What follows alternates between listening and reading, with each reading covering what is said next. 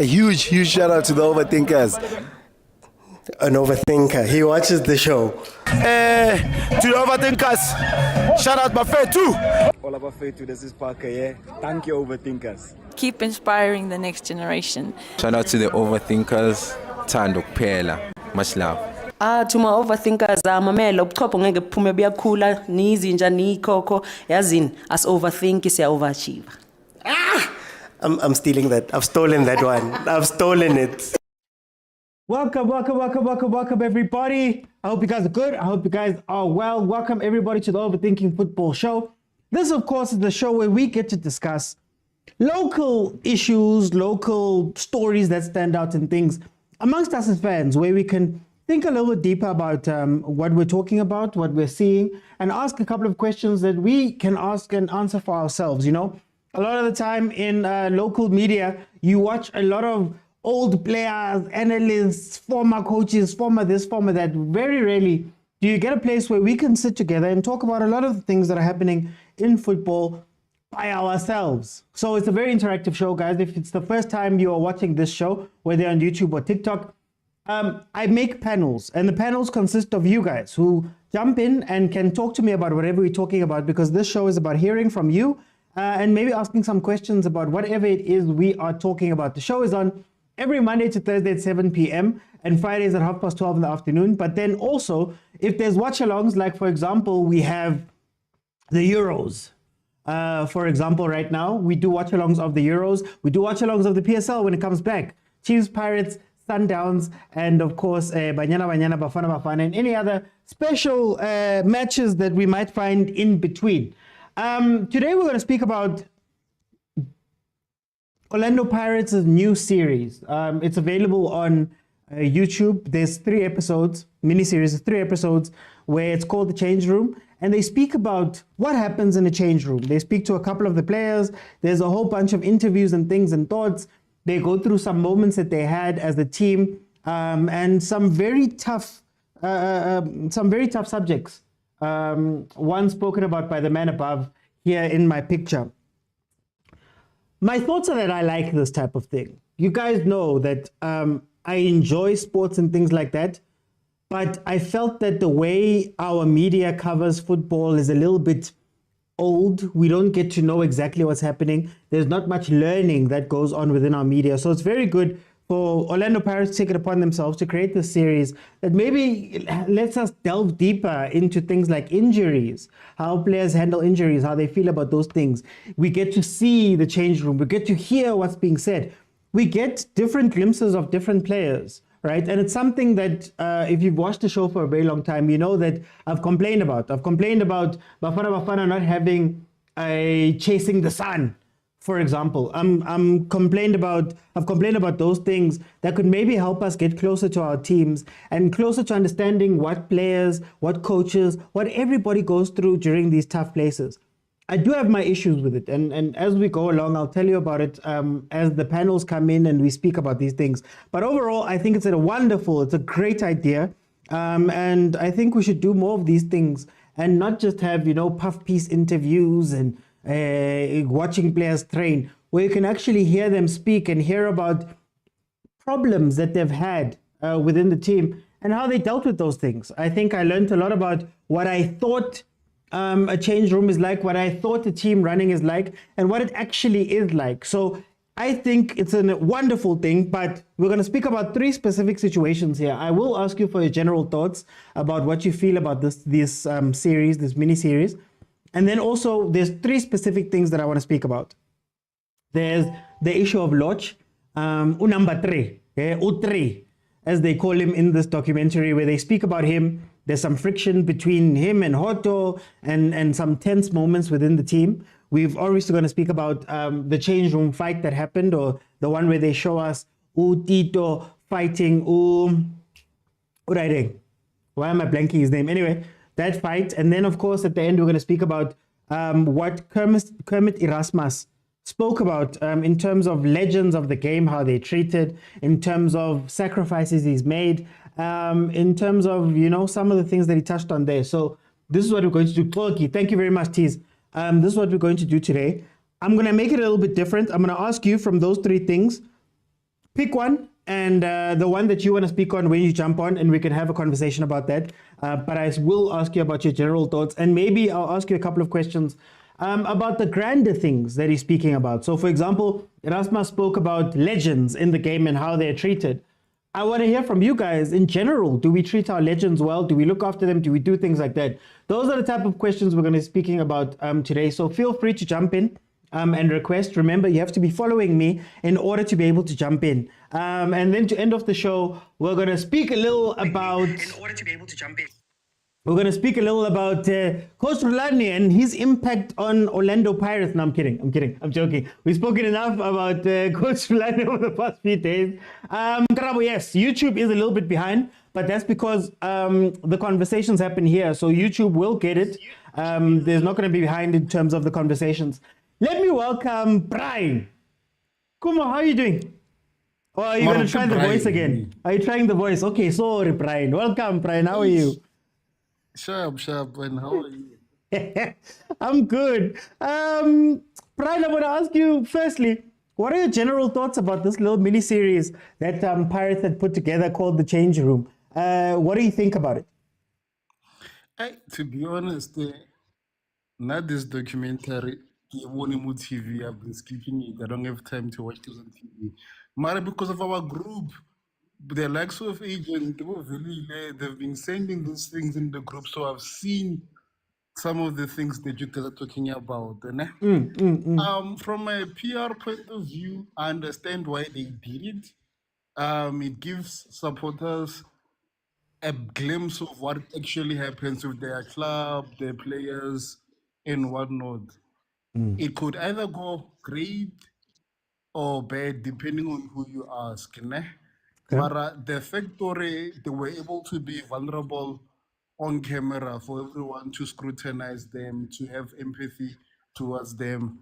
I think it's commendable. We've never had anything like this via football-wise, especially PSL. Normally, when we watch similar content, I'm the one who's been steadily with such things here as Sundowns. Yes, it profiles the players, but not this deep. You know what I mean? Yeah. So, and the other thing, man, once you Supersport or any other show gets commissions to be on the show, more likely the people who produces the show have no what you call this I'm trying to get the correct jargon terminology right? They have no executive control. Essentially, you send all your rights away, and they decide what's more controversial, and what would make people tune in towards the show. Yeah. There's my general things. I want to speak about the Erasmus situation. Before we go there, Kuma, I want to ask you, is it genuine? Because, for example, Erasmus had his chat and said everything, but inside that thing he said, as we speak, I don't know what my contract looks like. As we speak, I don't know what's going to happen. Is it a good thing that Orlando Pirates, because it's also on the YouTube, I believe they own the rights to it.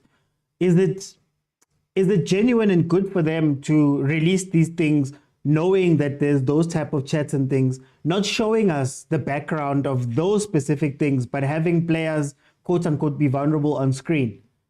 Is it, I don't know, do you get what I'm asking? No, I get you. But remember, out of all the top 3 teams,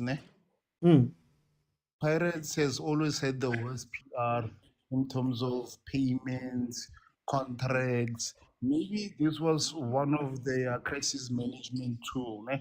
Obviously, they won't show you everything in terms of contractual obligations, packages, because that's a private thing.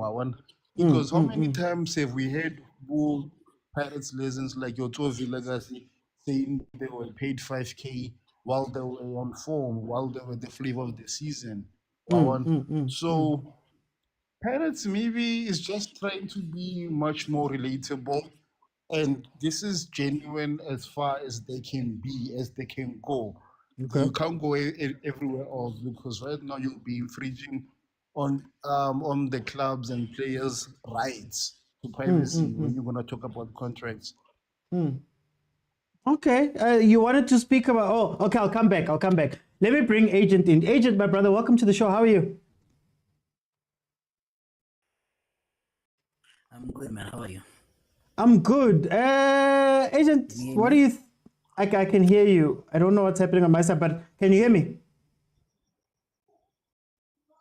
Yeah, man. Guys, can you hear me there in the comments? Am I still audible? Yeah, no, I can hear you. Just that my network is a bit. Yeah, I hear you clearly. Okay. Agent, what are your thoughts about this Bucks miniseries, I'm a the bit change room? late because my network is a bit poor today, so bear with me.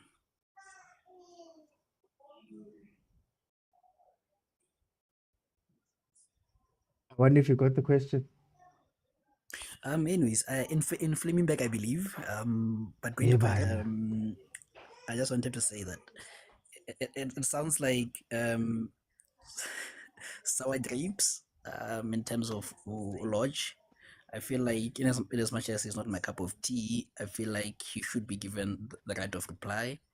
And if you can have that, I don't get the use of releasing such kind of documentary, unless it's to sanitize yourself from the decision, and Oloch himself also is not doing himself any favors because he is proving them right with what he's doing or what he's continuing to do at Sundowns, so I don't know how I feel about it. I feel bad about it. At least with Ukemit, he had the right of reply. He was able to defend himself. You were able to see the other side of the story, and the fact that he's also just living amicably somehow, it sounds bad. I can see the reasoning behind it, but with Lodge, because the fans were upset, I don't know if it's all with me personally. Is it a genuine thing? Because in as much as we're learning more about the players, I guess, and Jose, and we're seeing them in the back, do you think that these situations were handled correctly, and maybe should we have dealt with or had it as a section where we can deal with management dealing with the Lodge situation? How did they take it when the players were saying this, when Dion Hotto came to the coach? Would you have wanted to see more of that as well, in addition to the Lodge thing?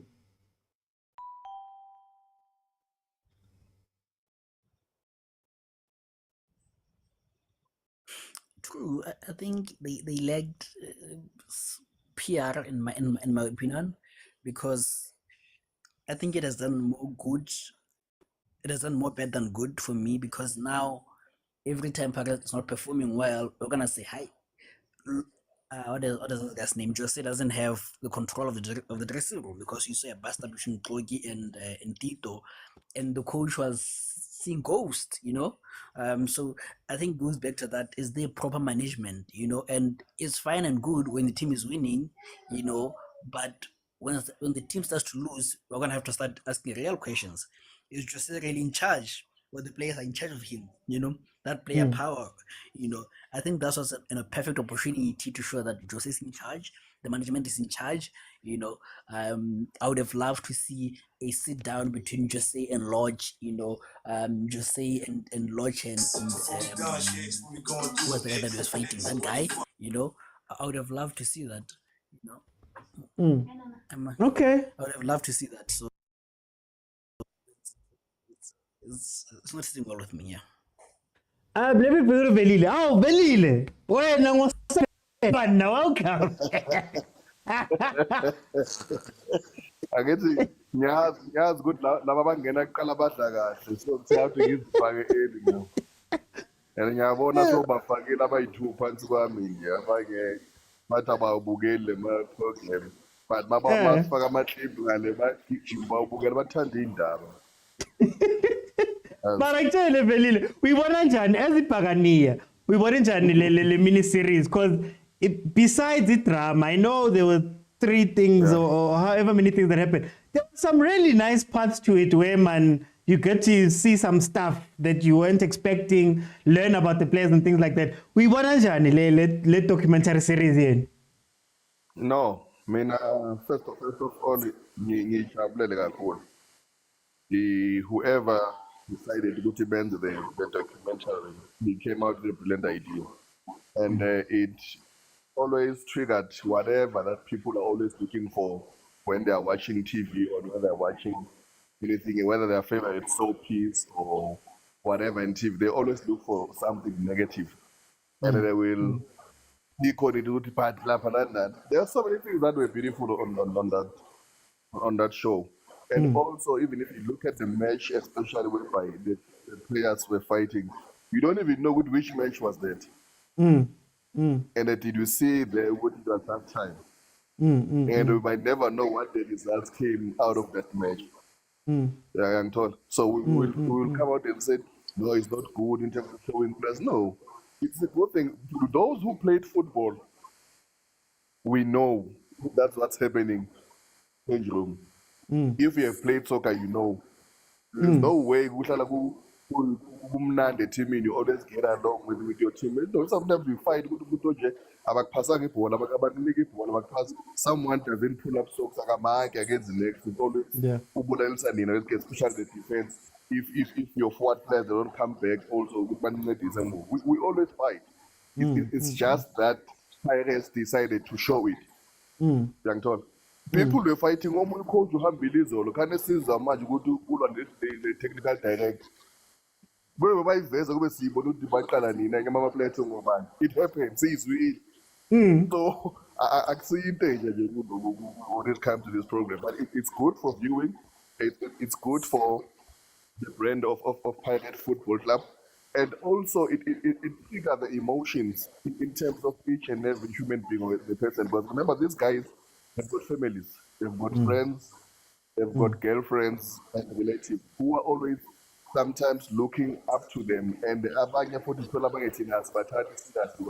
we always took them. Everyone like noticed that soccer players that are breakers.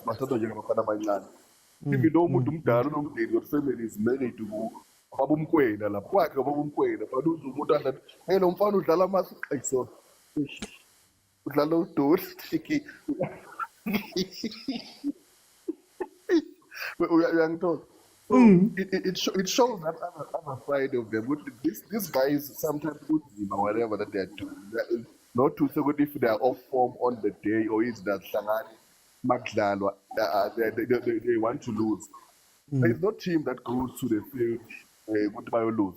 They always try to pull up themselves. It happened a good year. Easy directly example on each and every match. On a way by to the good of it. And also for the match, it bigger. The people are closer to the team who might be. Do you know sometimes there are circumstances that lead you to support the team? Yeah. You just fell in love with the team because of certain situation. And coming to Pirate, do you know there are people Abasale Orlando? Orlando is big, but there are people who are sitting Abasale Orlando who have never been to Orlando Stadium. They've never been there. But some of them might watch this and really feel so for these guys, but these guys, they are doing it all, guys. Only thing that we will need, or someone that will just need or want that opportunity to go Stadium for the first time and really see this experience. I just want to support this guys. So that's how television is about education, also drawing emotions to see what's happening. Right? I think that for me, seriously, I think that what next. And that's what my team. Ngifuni.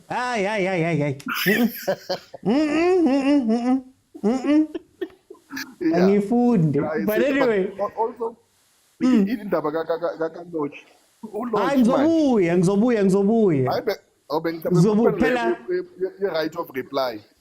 Ngifuna ngizobuya ngoba ngizonibuza specifically for those things. Oh, Billy, I need to ufika qala today. It's the first time ungenanga lesikhathi. You don't know. Let me go to Lindo. Lindo, welcome to the show. How are you?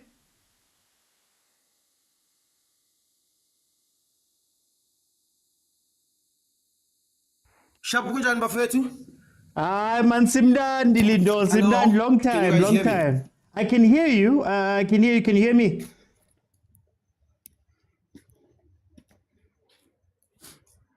Hey, Kare, there's a delay here. Okay, Lindo, I'm going to ask you, what do you think, your general thoughts about this mini-series, The Pirates? Internet. Okay, let's do this. Lindo, request again. I'm going to take you off now, but request again. Maybe it'll catch on. George. OT, there's a delay. Yeah. Come back. Let me go to Prasem. Prasem, welcome to the show. How are you? Hey, how's it? I'm good. Prasem, what do you think about this documentary series from Pirates, The Change Room? Your general thoughts about it? Yo, I know that one. That show was outstanding. Like, at some point I was emotional. I was like, yes. If this wasn't going on, like, in our team, so I was so interested, hoping or it can be more episodes. So I really enjoyed it. Do you think that they could have shown us a little bit more as well? Maybe, do you think they would ever go into transfers and all of those type of things, or should they? No, they can't because of. Remember, if we're more focused on the stadium, like going to the stadium, training, change the room. So they don't really go to the office. So going to the office, it might be a trick because now it's going to be a full production. So some of us were fortunate to be there. I don't know if you saw me. Oh, wait, You saw me in the show. And I'm speaking to an actor. Hi, my Prasem. I'm speaking to people that are inside. Hi, Prasem, no, it's No, it was just just a few interviews, but yeah. Okay. This is why. Did you sign an NDA? That's why you can't speak to us properly. I see you. It's fine. Is there anything you would have wished to have seen else? Something else you would wish to have seen in that thing? Yeah, like some more games, especially more rules on. I feel like they were more focused on the winning part of the games. But then more rules on other they were not.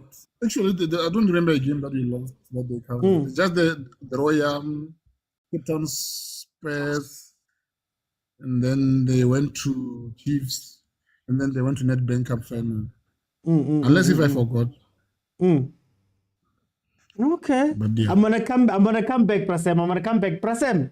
Next time you go, you must tell us. Not just Funukvela, man. Let me bring in Junior. Junior, welcome to the show. How are you? Hello, Puti. How are you? Can you hear me? I can hear you perfectly, Junior. Junior, what are your general thoughts about this documentary before I come back and ask you specifically about some of the drama? What are your general thoughts about this miniseries? My general thought on the whole documentary is that it's good. It's good. It gives us a lot of insight about how Pirates operates, how the players operate. Mara, there was too much. Eh? Yeah. I put it. If the firstly, we do not need to know about the Dion Otto and Lot situation. Okay. We do not need to know about that. Secondly, it gave us a lot into the personal lives of the players. I felt that they shouldn't have documented China's mother passing away in respect for him. Because I don't feel as if that it was necessary for us to know. You know, so they didn't need to post about that. Also, like Big Sam said, there was not a lot of games. There was the start of the season, then Cape Town Spurs, and then apparently there was a fight between Lutito and Nokoki. It wasn't even about the game, it was just about that fight. So there's good. I just wish they would limit, some of the stuff that was there. Because personally, I just want to see the team succeed. I barely heard the coach. I barely heard the coach talking about tactics. I barely heard Mofu Game speak. And then to top it all up, Erasmus. Like, dog, why did we need to know about your situation? Wait, yeah. I'm gonna come back for that. I'm gonna come back for that one. But I want to ask you: are you saying that for you it was a little disingenuous, man? It was a little bit fake, for lack of a better word. Putwam, if I'm going to be honest, it's not that the documentary was bad. It was, I think the players wanted to do it, but I feel like there was agenda. More specifically to launch, to target him. If you watch the third episode, Umako doesn't say his name. He just says number 3. So that's where I was like, okay, something's off. Okay. Because why would he refer to him as number 3? But he was his teammate for like how many years? So Okay. But I'm then that's my situation. I'm gonna come back for that. I'm gonna come back for that one. Let's see if Lindo, if we can get together. Lindo, is it better now? Much better. I know, I can hear you perfectly, my brother. Welcome. What are your general thoughts about this documentary, Pirates, this change room documentary? Your general thoughts. Then I'll ask you specifically as we go along. To be honest with you, I can really hear myself when I'm talking OTA. No, it's fine. We can hear you perfectly. There's just a little bit of an issue with the TikTok app on my laptop.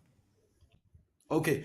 To be honest with you, I just feel that as a person ohlala Orlando East, the mood in general at Orlando East is incredible.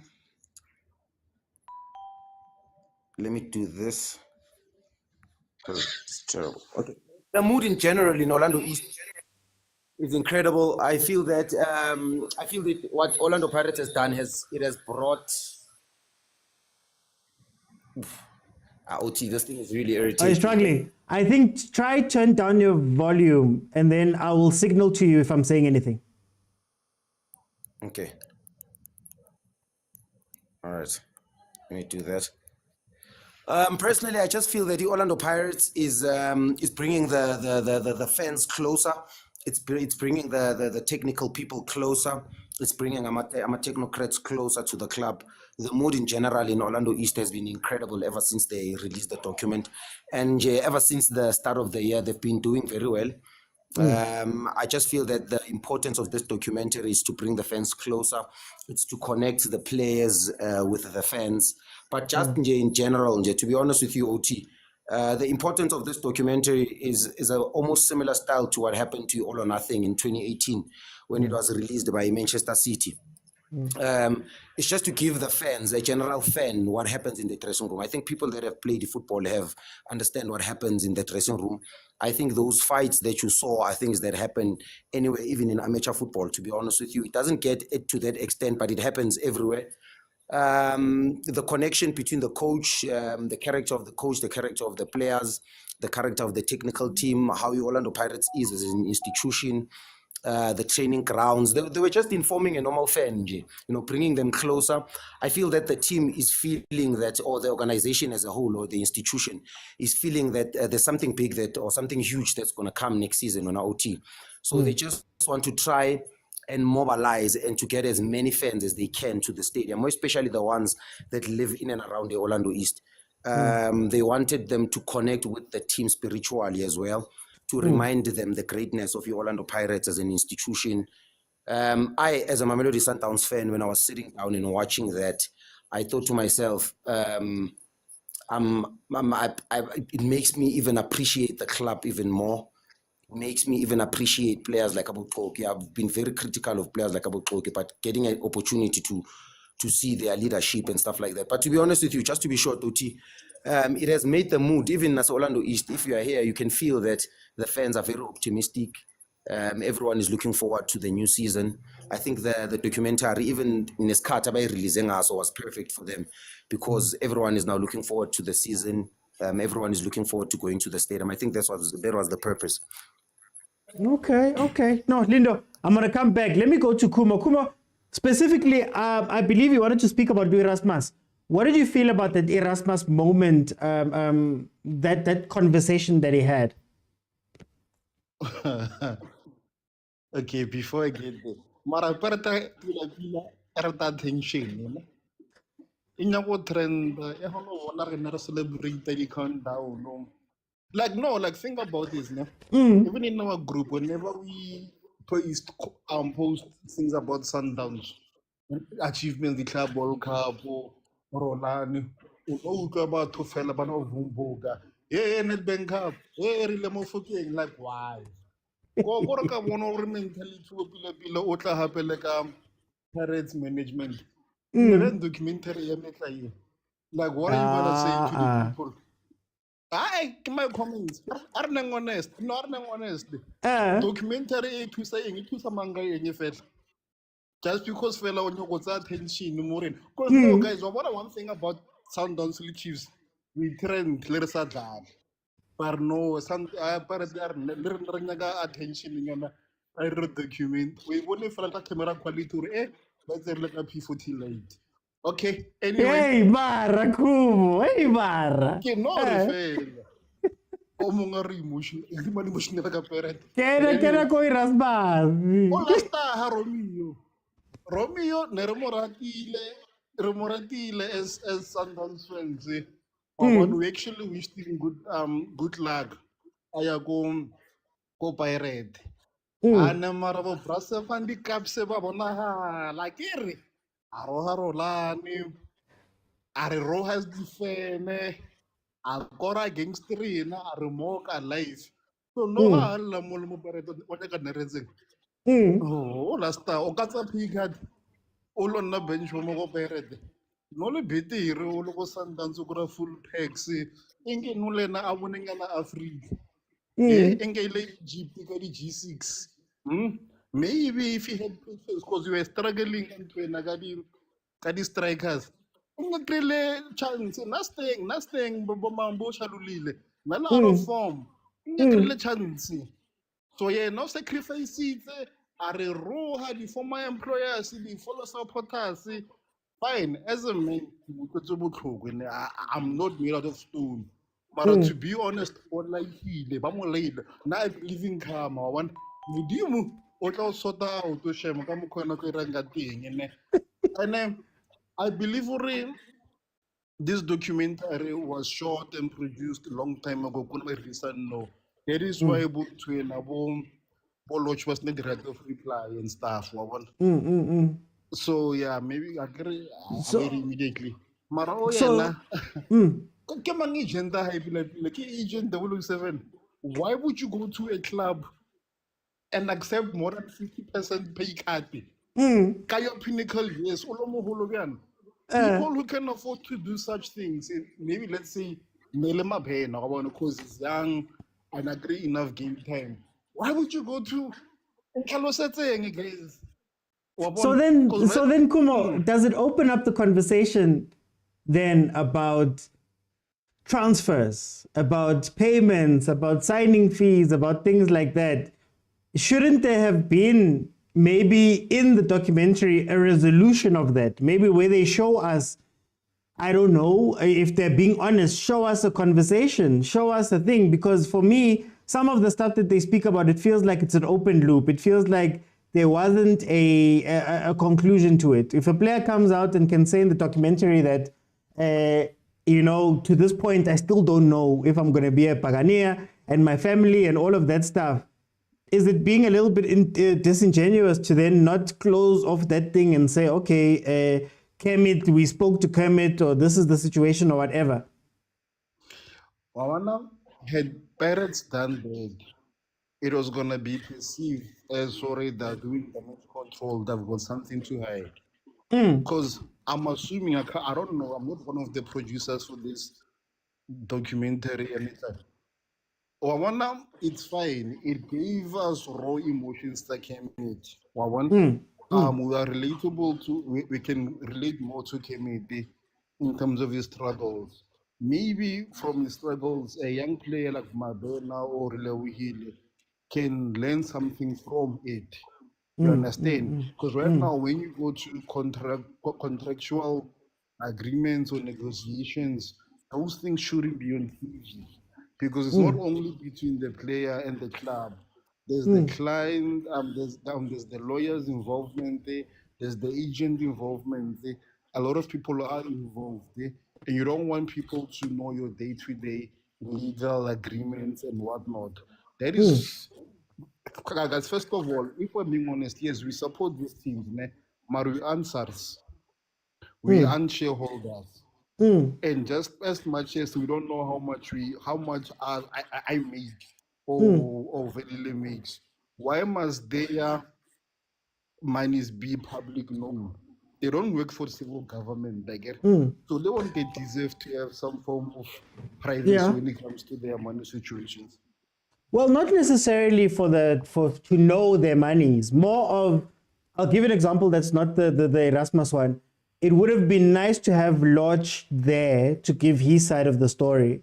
So for me, it's kind of weird that I'm watching Orlando Pirates TV and there's a player who's talking about his contract and not knowing what's happening, but then there's no one from the team, let's say, to provide maybe the other side of that. Maybe to say, the reason why we allowed these chats to only happen late like this is 1, 2, and 3, and 4. And you get what I mean? Or maybe somebody to even just to say, Kermit is a big member of the club or whatever. It felt a bit weird to me to watch that conversation and you think to yourself, why come out and have him speak about these things? But as a club, on your thing, there's no one to explain maybe why. I don't know if you get what I'm saying. No, I get you. I've seen documentaries in the past, and shot by professionals, by the way. But they do this disclaimer up front. They, like for instance, but at the time of release, we couldn't get X, Y, and Z to reply. So this is what we've done before. Is that what you're talking about? Just for when you might have questions on the documentary itself, then they can just do a small explanation just for clarity's sake. Well, I mean it more of if you're talking about Lodge, give Lodge a chance to speak too, because then it can go a certain way. If it's just, it can be framed a certain way if it's just everybody was complaining about Lodge and saying things. If you're going to speak about, I took 50% of a pay cut, I was doing this and nobody's talking to me about my contract, I would love somebody from the club to explain why. Maybe there's a reason why Pirates doesn't discuss contracts up until a certain point. Because then I feel like I haven't learned anything and it's like an open loop. Then Erasmus is that's what I mean. No, I get you.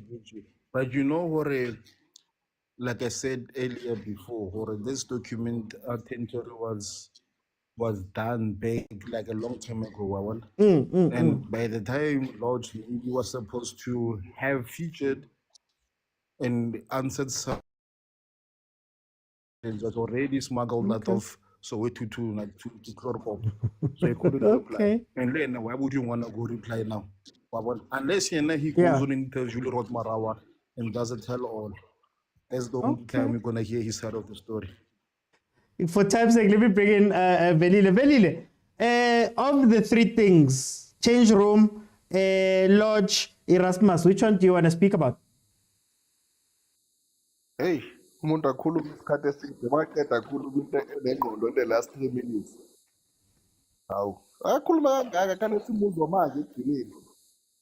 Hey, Jehova. Hey, so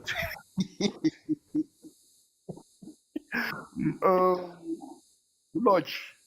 I think I don't reply on the Pirates. He's no longer a Pirate player. Not in very diplomatic and ask for a right of reply. So that's why I'm saying the pants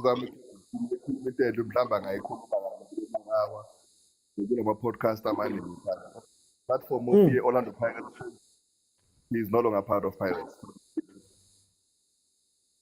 Should they have released it though?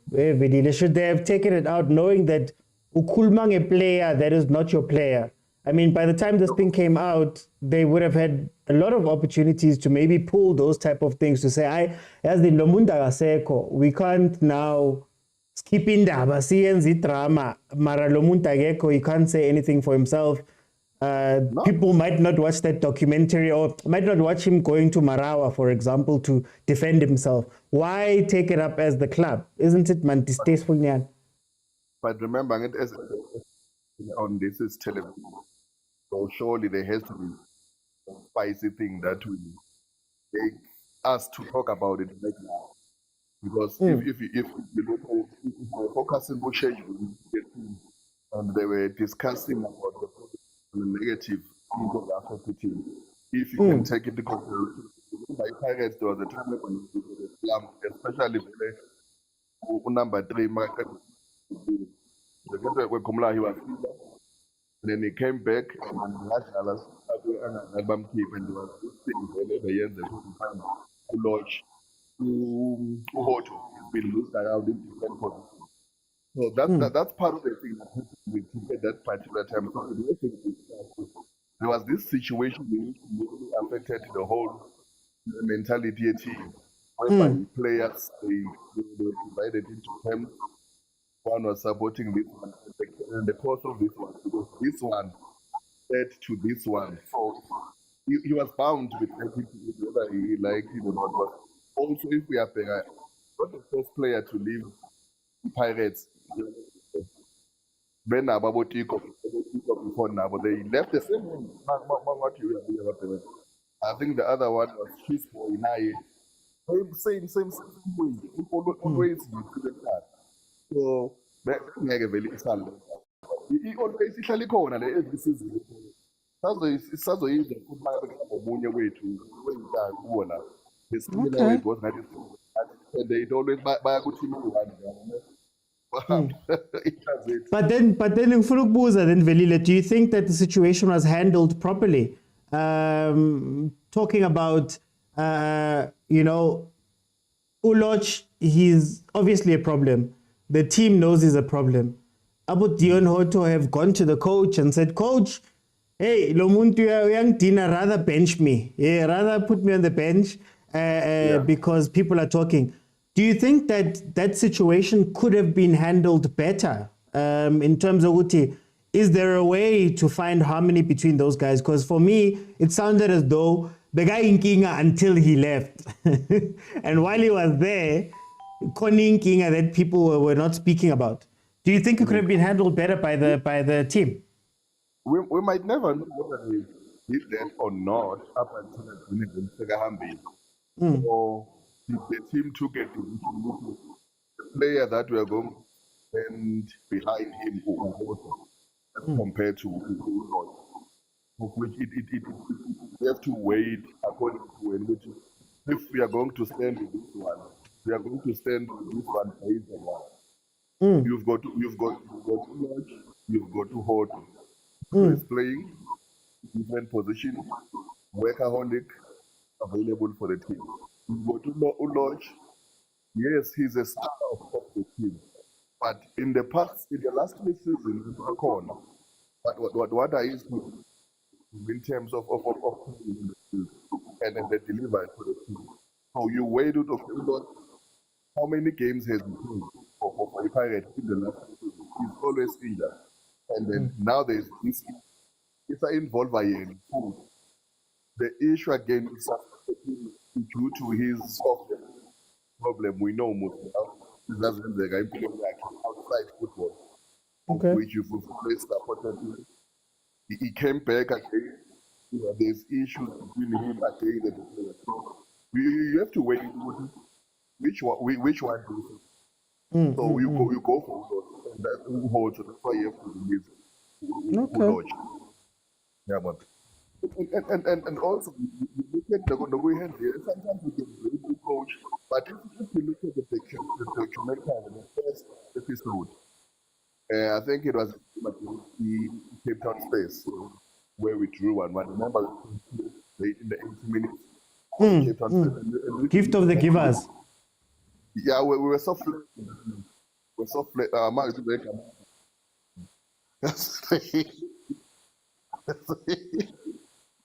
Kufana na lono pirate. What is man?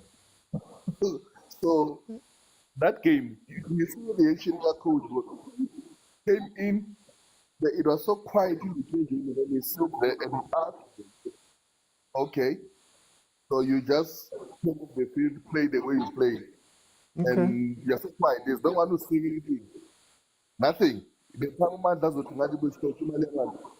we are like quiet. Now I have to go and face the media and tell them what is my responsibility. So I think what's also true that the second one, whereby now I think it was a game of arrows, of which we've won that game out. Initiative I fight that no. Put the line is holding the ball too much, but really is holding our pass. Okay. Just in our own way, yeah. For time, Belile. We enjoy it today. Angifuna ukuzwa next.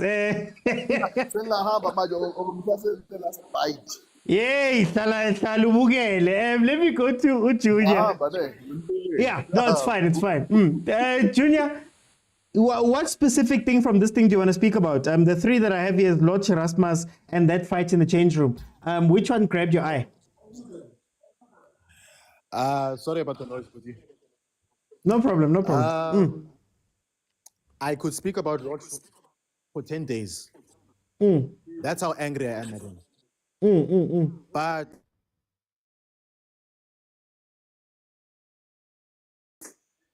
I want to speak about Ukemete Erasmus. Okay. Because, wow. And this is a massive Pirates fan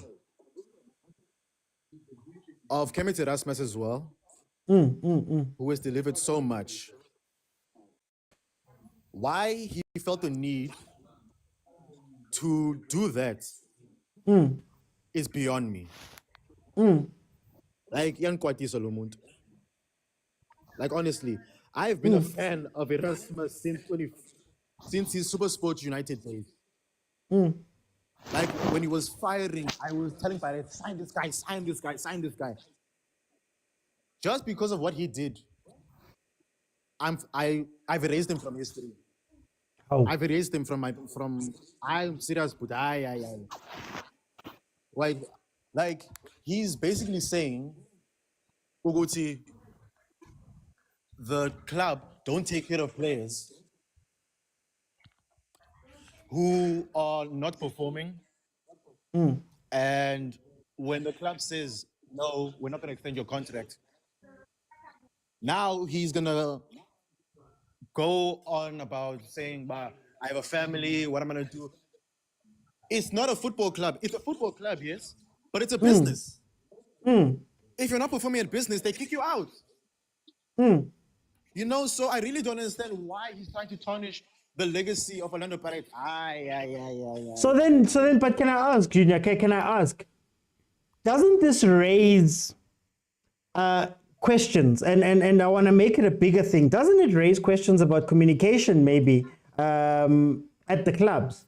So surely, and I don't know what chats they had with Erasmus, but surely somebody should have sat him down and said, you know what, man, you are surplus to requirements right now. We need you to go. Or you haven't performed. We feel as though 1, 2, and 3, at the very least, before he's going into the final month of his contract, because he said what did he say? It's June now. Surely somebody should have sat him down by that point and said, Yazin, my guy, we're going to get rid of you. Could you please use this time to find yourself a new club, use this time to talk to people, unlike waiting up until the final minute? Isn't that part of the problem? Over and above, I understand it's a business, but I mean, doesn't the team have a responsibility to the people who are contracted to them to make sure that you're okay? You know, Junior, are you fine? Do you have anything on your mind that you're thinking about? You get what I mean? Oh, you know, clarity. So I'll make a prime example of Rafael Varane in Manchester United, for example. Okay. He already signed a contract long before he signed for Manchester United. He got reduced wages. I think you can put one and two together, that when the club says, okay, we're going to extend your contract again, but more reduced wages. So him, it's like, nah. I already reduced my thingy. Now now you want me to reduce again. But you don't see him Overren. I'm talking about Veren. Okay. You don't see him posting, you don't see him on the documentary saying how Pirates are treating him badly and what and what. And this is a football legend. Now with Erasmus, I'm sure he got communication from January saying that, listen, your contract's running out. Let's review the season. You haven't been playing a lot of games. Coach doesn't think you're up for it. So I think you need to look for a new club. So I really don't understand now that he's going to use that as an excuse to basically go on a podcast, or a documentary, and basically speak out his frustrations and what, based on the fact that a football business club, Orlando Pirates, basically says, listen, we don't think we don't think you can extend your contract. So I think it's best for both parties for you to leave. But to go sorry, Puti. But to go on a documentary and go on saying that, Pirates are not treating what. What does that say about how Pirates communicate with their players now? Now us fans are questioning, do they really care about the players? Because Erasmus is not the first person to say about this. What? No, Puti, mara, Erasmus, But where do you sit? Okay, but then where do you sit on Orlando Pirates releasing this thing? Orlando Pirates, obviously, I believe they produced this, and maybe that's where a club official coming out and saying, or somebody coming out and saying, no, actually what happened was that 1, 2, and 3, 4, even if it's not you looked after him or you're speaking directly to him, maybe somebody explaining that, guys, at a club, 1, 2, 3, 4 happens. We do contracts at this point. This is the reason why we communicate like this. We reached out to comment on certain occasions. We've communicated with them. Don't you need that part as well? Because for me, it feels now like I'm watching on Paris TV and it feels like they wanted the drama for drama's sake and not necessarily to say, this is the steps that we've taken. Even with the Lodge one, we wanted the Sorry, Puti, but if you think about it, right, all the players that got released, Afori, Monare, you don't see them, going on the podcast and going on the documentary and saying, no, Pirates are not treating me well. I don't know how I'm going to feed my family. What. Because they respect the club. They respect that, okay, I'm on a documentary representing Orlando Pirates. Even though my contract is running out, I'm representing Orlando Pirates. So I'm going to leave peacefully. But Paris took it out. They produced it. They shot it. Why did they leave it in there? But that's where I question the production team who basically gave the go-ahead to say, no, we'll release this, it's fine. Like the people interviewing Erasmus, did I not think, I'm man, you're right, man. Okay. He's making a point, but so we don't need to, show this to the public. So that's why I'm saying that. That's why I said earlier on when you were asking me about if the documentary in a whole is good or bad. The documentary is good in terms of giving us insight that what happens inside the club. Okay. But they did not need to post that Erasmus thing. Because wow, now I'm questioning how they treat the players. Okay. Because we don't know how they spoke to Ofori. We don't know how they spoke to Monare. Because I possibly think Monare wanted to stay. Hey. Okay, I think there's just an issue there. Junior, just finish off that point there, then we can. Guys, please mute when you come in. Super, please mute. There we go. So basically, it's not that I don't want, what's going on inside the club. I want to know what's happening inside the club.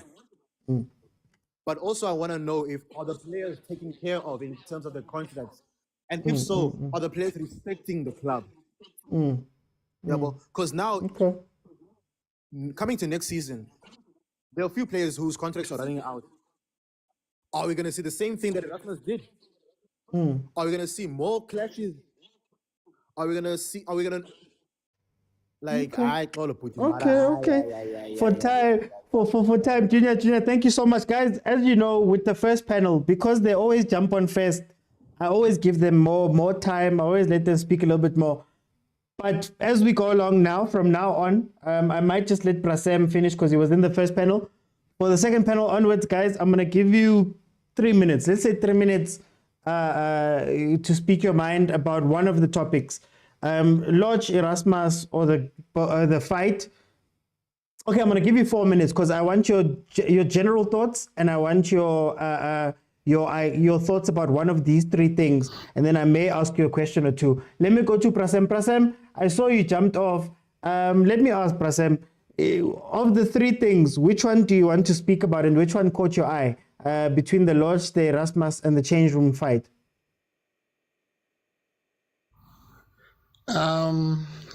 The most interesting for me was the Super chain. Okay. But then Okay. now Yeah. I can see the Erasmus case is catching fire, and I just wanna. Okay. I just wanna say my 2 cents there. So, guy Erasmus, ne? So this guy is frustrated. He's right. He must say what he wants to say. But then now the people seems they're saying like he can't say that. He must say that because if I know where somewhere else and then he says this later, they will say, why did you say back then? So what he said, it was okay. Now I'm trying to fix this for the next generation so that the team can improve. And parents management, they can do better though. If they knew Erasmus, they're not going to use him for the next season. And they knew this like last year, December, since December he was not playing. Tell the guy, no, you know what, we're not going forward, we don't see any relationship. So that we're not talking other plans. Like you said, I took a pay cut because he loves the team. He's a supporter of the team. So for Brasden, Floyd, they can improve their management style so that these things they can be managed better. But then I was not there. Now I was too much on the Sipo chain situation because imagine you lose your mother today, tomorrow you are playing the game and you just keep it to yourself because you know if I go home, the other guys will ask for a waist chain. Once they know race chain, what happened? What will happen to the other team? They're going to get a 5-0 lose. Now Makaula will be crying. Like you said, Makaula is emotional. So Makaula will be the first one to cry. Team Len or Mazembe or not Lalo. So it was going to be a mess. It was a good thing for what he did. And then just want to say, I know. Now I applaud him for being a bigger guy. And then after that, he went on to do the funeral thing, and then the team won. So yeah, that was a good one. But then could you say that also the tough part of it is if you don't know, if the player's afraid to say these type of things. I go onto the pitch, he's going through a tough time, and then I see him flopping and now I'm telling him, hey, marawa man, hey, whatever. Isn't that also, man, another communication lapse? Or, hey, do we not trust each other with these things? Do we not trust each other to deal with this stuff? What other repercussions can it have on the team? Yeah, hey, the way we are going alone now, you have some stupid mistakes, so you and then I'm going through. It's a tough situation. That's when that game was. So if we're not, hey,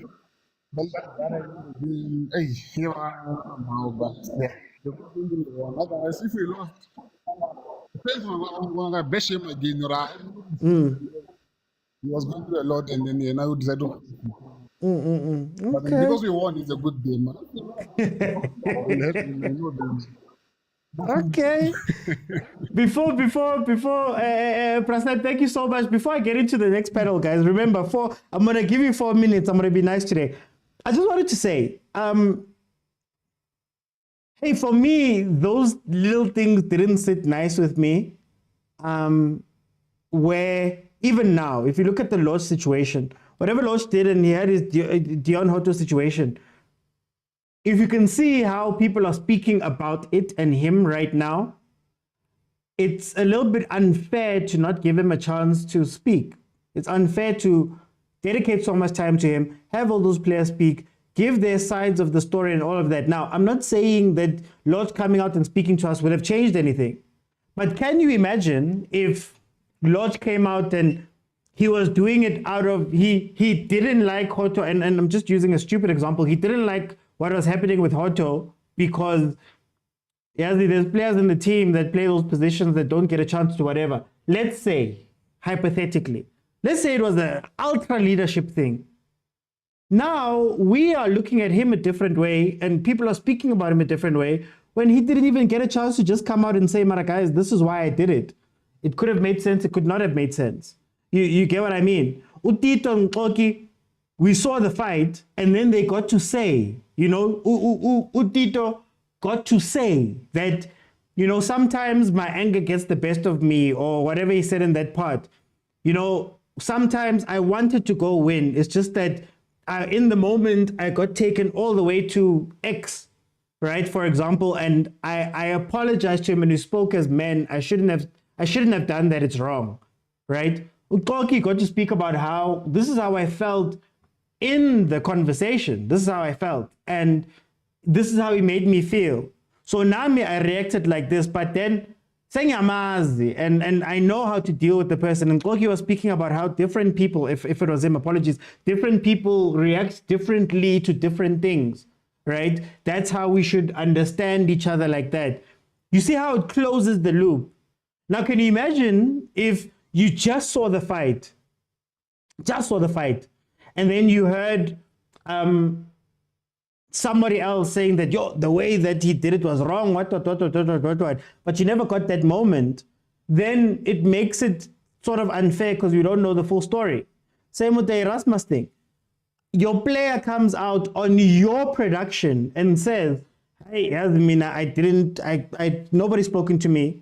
The way that they've treated me is like this, is like this. Remember, the people behind the camera, Pirates, people are hired by Pirates. The thing is edited by Pirates. Before it comes out, you're pretty sure that there's Pirates people who looked at it and they said, oh, this is fine to be taken out. And nobody thought whether it be to clarify on their side as management, guys, this is why we do 1, 2, and 3. Have the guy sit in front of the camera, or to show that, I don't know, coming together or the resolution of the thing, how they resolved it. So it's very interesting. But anyway, guys, remember 4 minutes. I want your general thoughts about the thing. Then I want you to speak about something that caught your eye in the documentary. Oh, welcome to the show. How are you? Thank you. How are you? I'm good. I'm giving you 4 minutes. Tell me, what are your general thoughts and what caught your eye? For me, it's still an issue because I'm trying to understand why Pirates. I would have thought they would have kept those episodes aside, because now it's like it's going to create a lot of confusion, especially with the other players. I was watching Pascal when he was telling the whole story. You could tell, man, you could see this thing was really, and there was a point where I had to correct the other guy to say, look, Lottie didn't want to resolve this. There was a time when and asked. Sorry about. Can I just come in? Can you just try turn down the volume on your phone, and then I'll signal to you if I'm saying anything. Let's see if that helps with the echo. Okay. Can you? Is it okay now? All right. Yeah. So I was saying there was a point when Marco said Hoto tried to talk to Lodge, and then Lodge was like, I'm not having it. I'm not gonna talk to you. So that's why I'm saying the expression in Marco's face, you can tell that it was affecting the whole team. That is why I'm saying I wonder if Pirates there's an intention behind releasing these footages, because I feel like it's damaging the reputation of the team. Even the team spirit. If you get to hear about stories like this as a fan, and then you start losing games, it's easy for you to say, no, we don't have unity in that team. Yeah, there are players who think they are way bigger than others. So that's why I wish if Lodge can come out and issue a statement, even though now I feel like it's going to be very difficult because he plays for another team. Imagine clarifying issues of the previous team while you are playing for Mamelodi Sundowns, trying to prove your case. I don't think it's necessary for him to say anything now, but I know that this is going to affect the way people see him, because it has with me. The way I look at him now, I'm like, no man, this guy is full of himself. But I still blame Orlando Pirates because this is their program. So, do you think that there's a communication problem? Because it seems like this was an issue, and it seems like it wasn't resolved. Well, from what we saw, it wasn't resolved in a proper way inter-team when he was still inside the team. Is there anything that Pirates could have done? Because I understand Marco asking this person to come and speak, but the person doesn't want to go. But then I go, why are you asking? Why is it not coach? Why is it not chairman? Why is it not Prasten saying, guys, this thing has become such a big issue. Dion Hoto, Lodge, you guys are going to come to my office, Officer Prasten, the famous office, and we're going to speak about this. Does that say something about management? It does. Remember how confused we were when Lodge all of a sudden left for Mamelodi Sundowns. We were all confused. I'm not an Orlando Pirates fan, but I was like, no man, there's no way. Lodge is one of the big players there, and all of a sudden Lodge has signed for Mamelodi Sundowns. So it was a management issue because they could have resolved it better instead of allowing it to escalate to this level. So they failed. That is why I'm saying when you watch that interview, you can tell in those players' expression that this was so bad in such a way that it affected the whole team.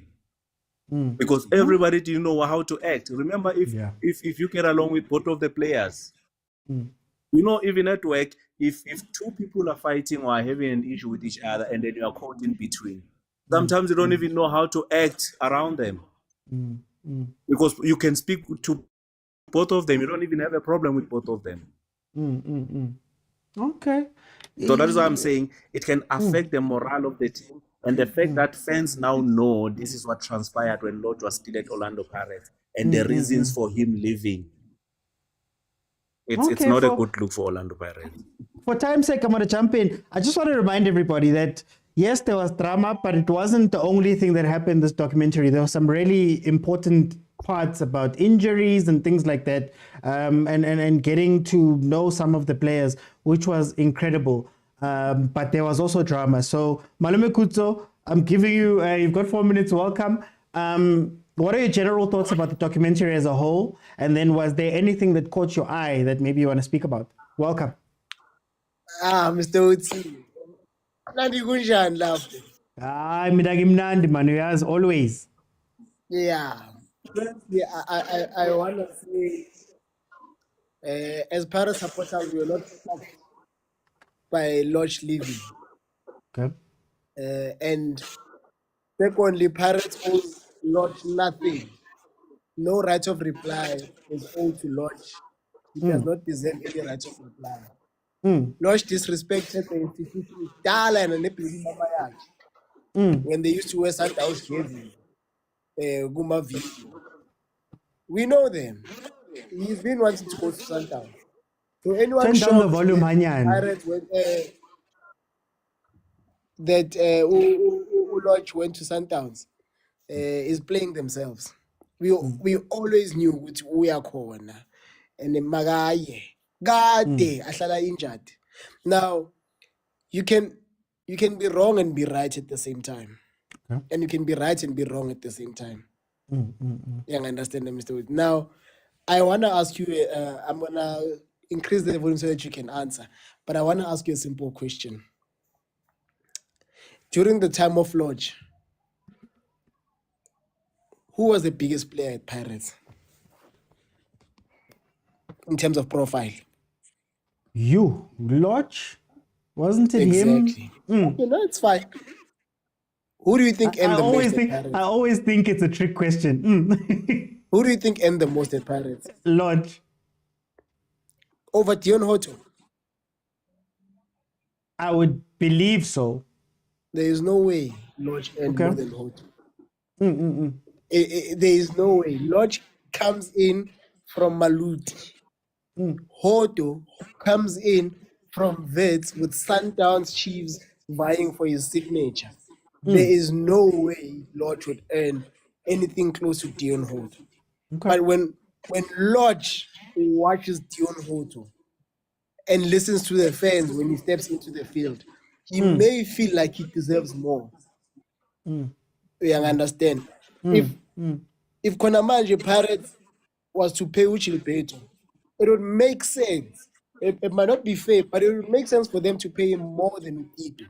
Yeah. But when Tito goes into the stadium and hears with Tito every minute, it might temper with his mind, which I actually deserve more. When he turns on the radio and listens to a song that says Tito, Tito, when he goes into the street with Kanakimang Gilberto in the streets and he sees fans running to him and ignoring Gilberto, it might affect how he sees this guy. And then when he goes to the dressing room and hears the coach saying, you are going to sit on the bench. But then when he looks at this other guy akahlale benchini, and there is probably a clause in the contract, it might affect him. So that's why I'm saying you might be wrong, but you might be right at the same time. So he might have felt he's getting a raw deal compared to Uhodo. Unlike doing the right thing of comparing himself to himself and understanding why he is why he is what he is and how did he come to be. Forgetting that when he was a cheaper, there was no song called Timbinkusi number 10. When he was a cheaper, there was no stadium going crazy. It's the perks of being a Pirates player. Even Tito was a super sport. No one knew him. There was no song. He was still a good player, probably at the same level. Yeah. However, moving to an institution like Pirates puts a microscope on you to say, Yazin, you're a great player, but you will not understand. You will think you are the biggest player at Pirates, not understanding the contribution that Pirates has brought onto you. You understand me? So those two kind of issues can influence a player's mind to think incorrectly or to not assess a situation properly. So then, Malume Kuto, I just want to ask you. Okay, firstly, I didn't know about the Hoto thing. I thought Tembinkosi Lodge had 2 contracts, co-Pirates. So I thought maybe on the renewal it would have gone up higher. But that's besides. What I want to know is that I get what you're saying about Lodge being Lodge and the things happening. I have 2 questions though. Number one, what does that say about conflict resolution? What does it say about the control that the team would have with players? That even though we knew that Lodge was an issue, it seems like some of these things were only finished off when Lodge left, even though he was there for a while. I don't know how long this conversation with Dion Hotto happened, or this issue with Dion Hotto was there for, but do you have any questions of maybe how Pirates could have handled that internally in them talking? Because from the interview, and I know it's a little from that documentary, there's a lot of players talking, but I did not hear anybody saying, then there was a day when the two of them went and had to go meet with Prasten, or there was a day when the team was sat down and things were discussed, and then the second question, is, when you look at this documentary, I understand that maybe you feel a way about Uloj, but morally, ethically, or just to be good people, you wouldn't want this thing to come out in terms of we're speaking about another player, another person, we're dedicating this time, we're putting music behind it, everybody's talking, but and now it might even look worse on him. It might even, maybe if he sat down, he could have given the most sound answers, but we'll never know. Isn't that a bit of an issue to you? Now, let me tell you, Mr. Oti, that I've dealt with angry people, and I've been an angry person myself. Sometimes no one can get through to you until you leave the situation. Then you reflect and say, maybe, and just maybe, I was wrong. And football has experienced this a lot. I will reference Utekombisi, who left Sundowns and went to Cape Town City. He says when he got to Cape Town City, after a couple of training sessions, he noticed that he played himself. He started noticing that I'm a beep, our funny, I'm a baller, not the same number of balls. I'm a tracksuit stuff was funny. Maybe we are pindalana or for one size fits all. Whereas at Sundowns, the tracksuits are tailored, and not only that you dictate which you put a tracksuit. And he says the biggest mistake was leaving Sundowns at that time. He also acknowledges that no one was going to talk him out of it. He wanted game time. He thought game time was everything. Same goes for the guy background, Romeo. He's angry right now. You can't tell him anything, Mr. OT. He was angry even at Sundowns. You couldn't have told him, bruh, I'm just going to make up an amount. 500,000 is a lot. Do not cut it to 250,000. There is no reason good enough for you to cut your salary. We understand that, Mr. OT. So he thought, in his mind that time, he thought, if he goes and plays for a Pirate, he's gonna be happy in his heart. He thought, at Pirates, the perfect situation, he will always play, and that's what anger can do to you. We see so many Pirates players who have left Pirates right now, who tell you that the protections are off once you leave Pirates. You will see, in as much as they were paying you imali encane, but there was more income coming from other sides. Okay. You understand? Like you enter or puza mahala, all of those are the perks of playing for a Pirates. But you will never see them when you are angry, Mr. Oti. Until you are out of the situation and you are relaxed and the waters are calm and they are still, that's when you can reflect and say, I was wrong. You understand? But I just want to say, sorry, before I forget, we are complaining that Lodge does not have a right of reply.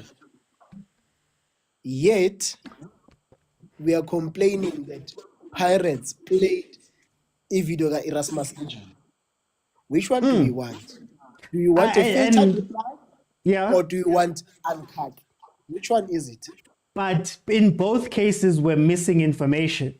So in both cases, I heard Kermit. I don't know what the club did. In the Lodge situation, I'm hearing all the players. I don't know what the club did. So my thing is that even if they had an official, doesn't have to speak to Kermit, and he came out and explained what we did and what we showed, then I can sit down and say, okay, because even with the money, I'm pretty sure before he signed that contract, there was a conversation. Guti Pirates iteni in that conversation to convince him to go to half. Yes, I can blame him for taking that route. Sure, he shouldn't have, I guess. But then I can also, what I'm missing here is, Pirates mainglanda iteni. And Pirates my figure la ikulmanami.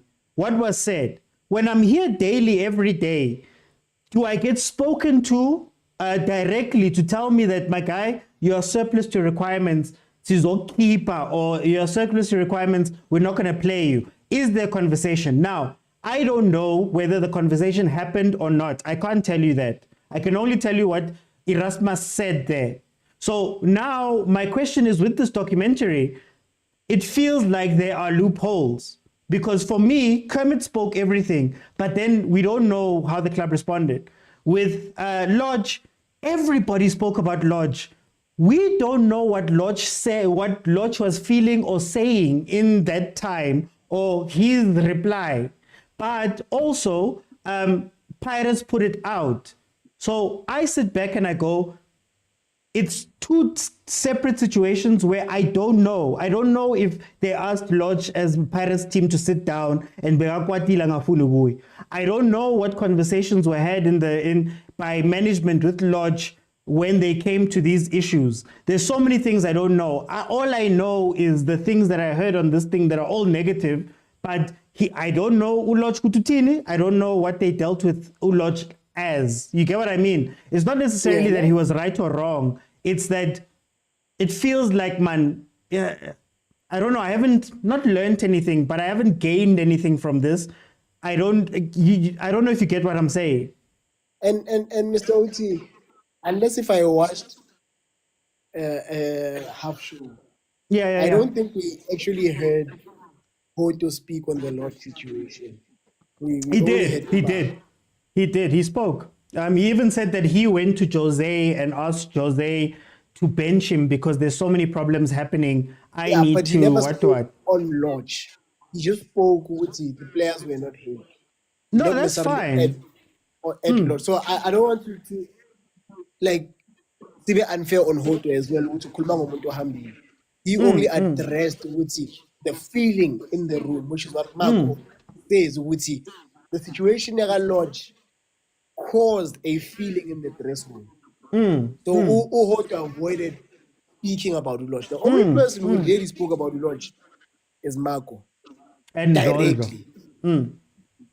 Yeah, I understand. So I understand, guys, some of us, we are old, but the current generation, they believe on realness. They believe on unfiltered truth. And in closing, for me, because OT, we got to complain like Eroni, I hog the mic. So in closing, for me, the guy who is loved for his good and bad, and hopefully not you. And I'm just gonna say what he says. Oh, that going a man. Okay. Thank you. Thank you. Before I go to Super, that's all I was saying, guys. Mina, I think the only distasteful thing I saw from here was that don't talk about me and talk, because in as much as Hoto didn't say it, and as much as they were talking about feelings, there was also people saying that, no, I went to coach and I did this. So, did Lodge go to coach and speak? You get what I mean? Did Lodge take steps? We will never know. You get what I mean? So now you've told me you've been real and unfiltered one way, but you haven't been real and unfiltered the other way. When Erasmus comes out and speaks on these things and he says, guys, hey, Mina, nobody spoke to me. I don't know where I stand. I cut my salary for this club. I feel like this. I feel like this. I want the realness to go the other way. And the team must also say, guys, we spoke to this person. Or not even that. We went to Kermit and we let him know that you're not in our plans for the season. We gave him a chance to maybe parachute out of the club right now. He didn't take it. Or when we sat down, this is the procedure at Pirates. We take 1, 2, 3, 4, 5 steps. So when I leave, I've got two sides of a story. But it looks very weird to me that Lodge on Pirates' channel, on Pirates' thing. Guys, when you speak about another team's player, can you imagine, Jay? But anyway, on Pirates' thing, and we're being real and unfiltered. Lodge ageko. So now Lodge, can you imagine waking up one day as Lodge? You wake up one day in the morning, you turn on your TV, you go onto Twitter, you are trending. Wow, you're trending. Low cool meso. I can't go on a podcast and go speak because maybe Sundowns will feel away, right? But now this thing is out, and whenever I go somewhere, they look at me like this. You look at Kermit, how we're speaking about Kermit and all of that stuff. Fine, Kermit didn't do this and didn't do that. So then what happens to Kermit later on? So for me, that's the taste in the mouth. At least, Pitso, I can control it. I know Guti Beng Puza, and I'm trending because he Meng Puza. It's the same thing that I spoke about with Hugo Bruce, for example, and Rulani and whoever, when they were going back and forth. Oh, Hugo Bruce, when he spoke about Blom. Oh, Blom ageko. You speak about him, tomorrow he wakes up and has to face all of these things, and he has to now decide whether to be nice, or whether to keep quiet, or whether to talk, or whether to go on the offensive. But there was no chance for him to even speak for himself in that moment. So when you guys did it, but anyway, for time's sake, let me go to Super Sfuba. Welcome to the show, my brother. You have 4 minutes. Tell me, what are your general thoughts about the documentary, and did anything catch your eye? Khehla kunjani? Hayi man, ngimnandi Super. Yeah, Mina, when it comes to the documentary, I'm happy with it. Okay. Because over the years, we've gotten to see very strange things happening at our clubs with no explanations. Players we love just leaving all of a sudden, and then never getting the reasons why, and always having a heavy heart. Okay. So when it comes firstly with Lodge, I think it's his karma. Lodge has been playing Pirates for a while. He has been poisoning the group for a while. And one thing I know about the Orlando Pirates is that they don't like to talk about internal things publicly. But due to the outcry of Lodge leaving from the fan base, they had to actually give an explanation in one way or another to have closure on it. Lodge, I'm not surprised, and his bad behavior has continued with Sundowns. He's self-destructive, he's egotistic, okay, and he's a wife beater. His character has come out in the open. That's as simple as that. So, I don't blame the Pirates. They've done something cowardly. The group has spoken. The players have spoken. We all now have an explanation as to why Lodge couldn't stay. And then when it comes to Indaba Kemeti Rasmus, I think it's sour grapes. And at the same time, we cannot feel pity for him. The reason for this, number one, he was very egotistic in his statement. Okay. He was basically calling himself a legend. And a legend that because of what he's done in the past, he deserves a spot in the team. We've heard Coach Jose saying, Uti, everything is performance-based. So if you're scoring 1 goal in 11 games and you're a striker, statistically that doesn't add up. At 34 years of age, he should have known, okay, my career is winding down. If he really wanted to still have a spot at Pirates, he could have started taking an interest in the development or coaching courses or something like that. If he wanted to be taken, because the Pirates does that for its players. Abo William Okpara, you can tell Guti, this is a person who was never educated and things like that. But he was allowed to stay at the club for as long as he needed to. Became a team manager, became a goalkeeper coach, all of these things. Because he was a disciplined player. And if you're going to take for granted that because of this very same Pirates, you got to go play in France and earn in euros. What were you doing with those euros? Were you not planning for your future? So Ukemit, and to bring in the racist element as well, very divisive of him. Okay. He's not the first player to not have his contract extended. Everyone knows, Guti, once you're over 30 Pirates, you're getting a 1-year extension. Okay. Whether it was Happy Jele, Lucky Lekhwati, or Kemet Erasmus. That's how it works at Pirates. You get 1 year because they can't invest in 3 years. And for you to have a career-ending injury like Ujimitao. And they have to pay you millions and millions for nothing. So it's a season-on-season thing. And what else? So The then, dressing room fight. but very quickly because time. But I want to ask you. I get that. Now, can we separate Kermit and the team? Now I want to speak about the team. We won't know because it wasn't spoken about. But do you think that the team did enough to encourage those things? Do you think that they communicated in a good way, according to what Kermit says? Because again, I don't know what the team would. The team didn't address anything. Is there a world where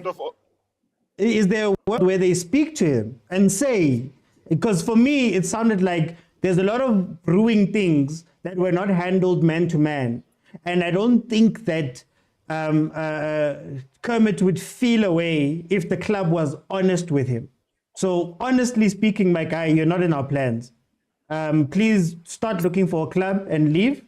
Honestly speaking, my guy, this is 1, 2, and 3. And again, I don't know if they did that or not, but don't they have that responsibility at the very least to these players to be straightforward with them? Mr. Oti, I was going to say 95% of all communication is non-verbal.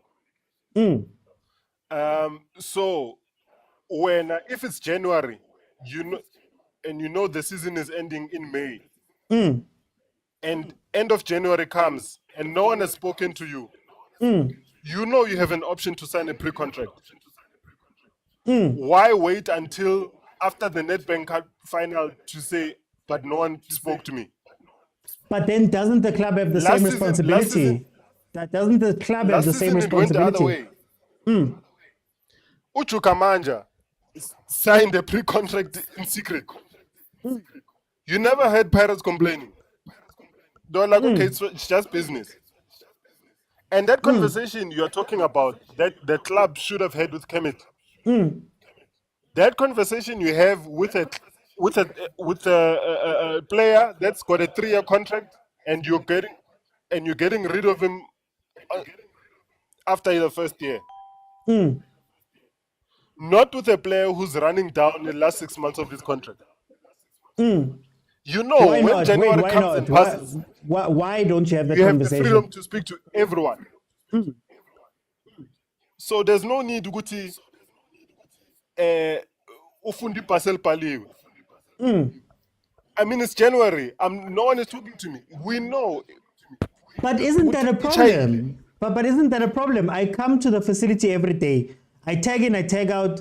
We sit and I don't know. I don't know what type of conversation they have. But I'm here every day, right? So I hear that from the Kermit side, you should ask the question. I agree with you. But I want to, again, I'm separating Kermit and I want to speak about how managements of the teams run. At some point, Nani as management, you've decided this a long time ago. So why is it so hard for a management member to come and say, Kermit, gahle gahle. At beginning of the season, it doesn't even matter about the last 6 months. Beginning of the season, Kermit, you know what? We've got a 28-man squad. This is the priority list of the players. You just so happen to be at the bottom. Now, you can stay and try work towards this and try get into the team. But for now, we are not in this long term. We feel that 1, 2, 3, 4, 5. and then the season plays out. And if Kermit then, and I want to preface this by saying, I don't know what the team said to him, but 6 months in, you know that I've had the conversation. Parcel Paliwe, pass vele that we knew about a long time ago that was there, that was parked, we parked it. We spoke to him, we got that out of the way. Isn't that, man, at the very least, decency from a club? I want to separate the two. No, Mr. OT, if you go to a learnership and there's 20 of you and the last day of the learnership comes, no one's spoken to you about a permanent job. You know. But there's an email. But there's an email. Isn't there an email where they say, I unfortunately, what? There's an email, but Mr. OT, now you must be prepared. You can see the signs. Forget about Kermit. Going back to what you said, why didn't they tell him a year before? It's because they were trying to give him a chance. The coach gave him a long run in the team. And guess what? He got injured. Now he's claiming Wuti people are pulling injuries out of the air. We all know Kermit has been injury prone for his entire career. So he knows Wuti is no longer an asset. Okay. He knows. So he should have prepared to be like, okay, who's going to take me in Cape Town? Or is Supersport still interested in me? He should have planned ahead. I mean, he's an experienced player. It's not like he's a 22-year-old, you know? He's been to Europe, he's been all over. Yeah. He's been to... He should have seen it coming, and he had seen it with other players. For time's sake, I'm being reminded there in the comments, for time's sake, let me bring in Prasipo. Prasipo, welcome to the show. You've got 4 minutes. Tell me. You 4 minutes. Okay. I'll make an exception. We've still got some time. What are your general thoughts about the documentary? And then what caught your eye that you want to speak about? OT, I think the documentary is very good because some of us, we played soccer, so we know what happens in the field. So, but then many people don't know what happened there. I think it's eye-catching. It will educate people on that players, they are not always fighting, but they are always fighting for the team. So it's a great initiative. And remember, the television people will not cut the scene where it makes it interesting.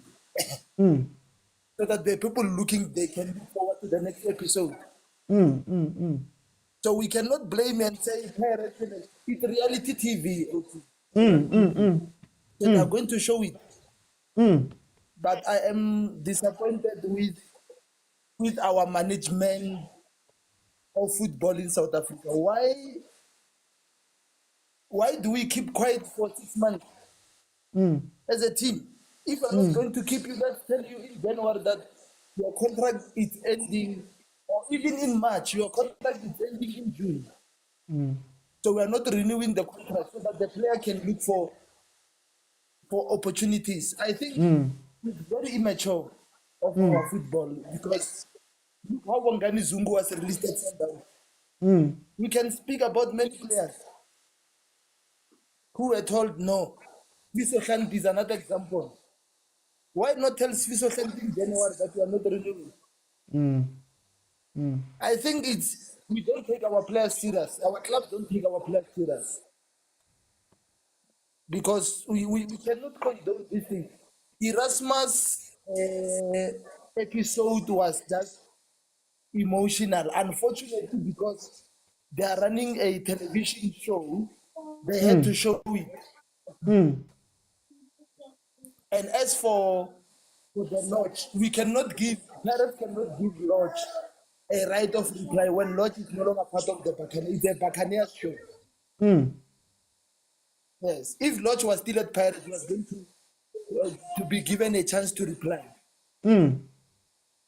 It's unfortunate, but then let's enjoy the modern football technology stuff. Well, okay, so let me play devil's advocate for the club. Yes. Everybody says you've got 6 months left with your contract. You can go and sign a pre-contract with somebody else. Should a club have to initiate, or does, as Usupa said before coming off, that you know the situation, you see ipasil paliwe, surely you should be trying to initiate these things. Yeah, it's both ways. The club and the player. Okay. You're talking about a senior player. Yeah. When you see people are quiet, I think it's best that we engage them and say, guys, my contract is ending in 5 months. Are we having a future, or we are waiting for the season to review? And then you start looking for offers outside. And then if you find an offer, you tell them that, guys, I find an offer. And if they are serious, they will immediately offer you a contract. You remember the Monari situation? Yeah. Pirates said he's released. After some time, Monari signed the contract again, 1 year contract. You see, I'm still saying Pirates, Kaizer Chiefs, Sundowns, they are big clubs, but admin-wise, I still have a question about it. Even Pirates are brands. You can't have a player saying, I'm told after the final, the last game of the season, that they are not good. Why didn't you tell Erasmus from January that we are going to review whether you are going to stay or not at the end of the season? For now, we cannot say anything. But you keep quiet as a team. And you say you are a professional club, you are an administrator. No. That is why people have been complaining, even at Chiefs, that you can't have the family running the team. You let you tell Siso Shanti to come to the office when he's coming to prepare to come for pre-season. We no matter what we say, our teams need to start taking our players serious. Yeah. Remember, sometimes maybe when you are over the age of 30 in South Africa, it had to be taken serious. Yes, you check all the players that are being released. You never find a 26 or 23-year-old being released just like that. But once you're over 30 in South Africa, they don't value you. Unlike in Europe, where especially a player who plays for the team for the longest time, Erasmus sacrificed 50% of his salary in order to play for Pirates, but you can't tell the player that we are keeping you or we are not keeping you. No. We can't say the club is not wrong. The club is wrong. And it's unfortunate Erasmus couldn't keep quiet. Would you have liked maybe, and it's something I had said earlier, would you have liked maybe if we also got some transparency, quote unquote, or some realness from management? So, for example, Lodge is an issue. Somebody from management to break down, maybe just from Pirates' perspective, this is what we believe as Pirates, and this is generally what we do when we have problems with the team. Because for me, in as much as it was beautiful and it looked great and there were some amazing parts of it, it really does feel, outside of contracts too, that communication is an issue, that even not just communication of like contracts and things, but also Uboy has this problem. Are we helping him as a club? Are we helping him to get past these issues? Are we understanding the problems and fixing those things as we go along? I mean, Lodge, for example, was at Pirates for 7 years?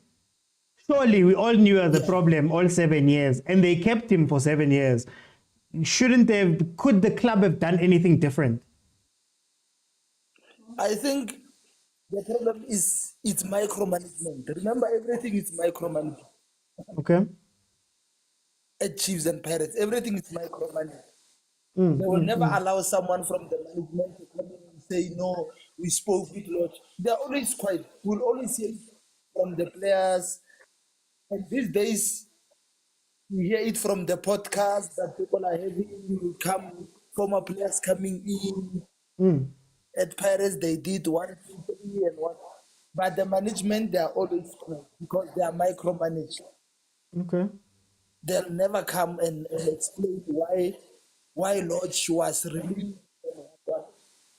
But we saw it coming, the issue of Lodge. We saw it coming, that Lodge was Okay. going to leave. But management was not saying anything. And Could it that's what I'm be? saying. They don't respect the players. The Just club the don't last respect the part. players because, yes. Could If it they respected be? the players, they were No, going no, to go come on, into the go on. media and say, no, we gave the player 1, 2, 3. Yeah. And we gave the player 1, 2, 3 option, even if they don't say the option. But the player decided to leave. Yeah. But when have you ever seen them done this? Yeah. Micromanagement. Could it, I just lastly, very quickly, could it be maybe that Lodge is one of your most, Lodge is one of your biggest superstars? Lodge is maybe giving you something in return in terms of the public. And maybe you're willing to put up with these things up until you weren't. Isn't that maybe a situation that we have to discuss about management? That maybe they knew about these problems, but they were like, hey, ulosh hamba. We'd much rather have them be unhappy. Could it be? Yeah, OT, I agree with you. PR is very important for clubs because it brings sponsorship. And a player like Lodge, who is famous and could be bringing some sponsors. So some clubs, they can keep a player because the player is bringing money. Okay. Do you think a team will release Messi because you are unhappy? No. Messi is bringing money to the club. Yeah, they might not say that this person is important because it's an asset, but I think that was the issue with Lodge. Maybe just come with another point. Okay, thank you. For time's sake, let me bring in Indy. Indy, welcome to the show. How are you? I'm good. How are you? I'm good. Tell me, Indy, two things. What are your general thoughts, the documentary Pirates, and then was there anything that caught your eye? Yeah, for me, it's that part of Lodge. And another thing is Erasmus. Okay. But let me start with Lodge. Because there is a guy who was talking about Lodge wearing a Sundowns jersey long time ago. On that one, I would say, for me, I think Lodge exchange jerseys with Swane. That happens in football. And you'll wear any jersey of your friends, whoever they play for. That's my understanding, right? But with this thing that is coming up, that Lodge created some problems for Otto, it makes sense why they let him go. Because as you can hear that the players were divided. Others were with Lodge, others were with Otto. And I want to assume that one of the reasons some players didn't get the contracts, the senior players like Abu Ofori, your Vincent Pule, your Erasmus, maybe they were part of Lodge's group. We will never know the truth. Yeah. You understand? But even me, if I was part of the management, I would let go of Lodge and make sure that his friends, they don't go on in the team because that was not a good thing. Yeah. You understand? Yes, we don't know his side of the story, but at this point, what we have heard, we can decide how we understand everything, you know. Because you can see this guy, Tim, he got his contract extended. And if you see on those episodes at the changing room, when he was calming down, Kogi and Khanye, he showed leadership. You need players like that. You need players who will say, now you are doing nonsense to teammates. So I recommend Pirates for getting rid of Lodge. And I want to believe that Lodge was not a bad player. he got this fame when he got a song. The attention he got. So it got to his head. And then he started to believe that actually I own this club. I must play every game. I don't play only when I'm injured. You understand? Forgetting that he just came from Mamelodi. And Paris created that brand that he is today. Yes, I don't want to believe that from the beginning. Pirates was holding on because Lodge was this superstar that they didn't want to get rid of, even if he was misbehaving. And remember the case of GBV, I think it came out in 2019 during COVID. And Pirates supported him at the court. And then after he was suspended, he had to go. You understand? And that was a good move because there was a lot behind the scenes that is being revealed now about the relationship breakdown between him and other players. Can I ask before you go to Erasmus? I want to ask. Surely, Pirates management. I mean, Lodge is not the first big star. He's not the first misbehaving player. He's not the first player at Pirates that has gotten stardom and it's gone to his head. Is there anything that management could have done different? And can we expect that management, man, by this point, you should know how to deal with these type of things, or let him go earlier? I mean, it's not the first time that Lodge was in problems. Is that fair to say that Mara management, nani? Yes, I think we can blame management also. They should have moved like really quick. When Lodge was in news for bad reasons, like for beating that girl, he was supposed to be released. The same thing that happened with Ben Motswari. When we received the news of him beating his girlfriend, he didn't get his contract renewed. That's what I think it was loaned to Amazulu, if I'm not mistaken. But they just got rid of him. That's how players should be treated. Because in every institution, there is a code of conduct, there is a policy that should be followed.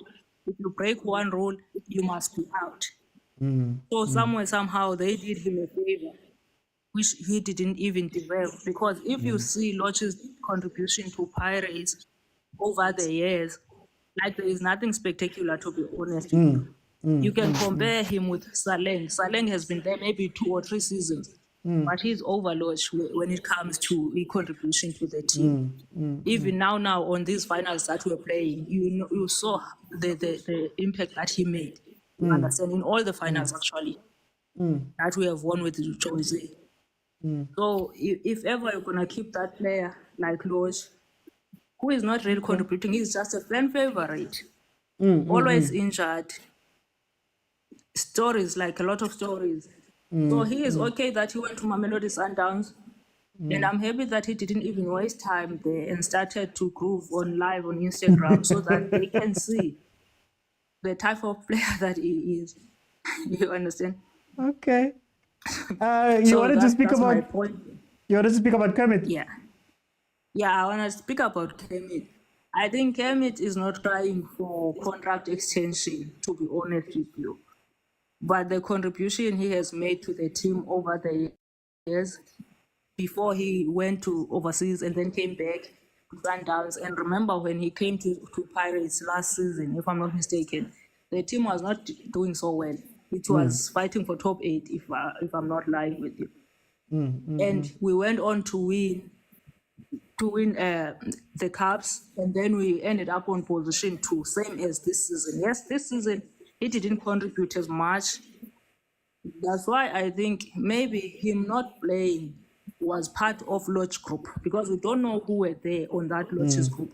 And for you, I will tell you, all those people who were in that group, I would be happy to see them leave. I don't know who are they, but I don't care. Like, if you are playing for the team, don't make it about you. It should be about the institution. Don't want to boost your ego.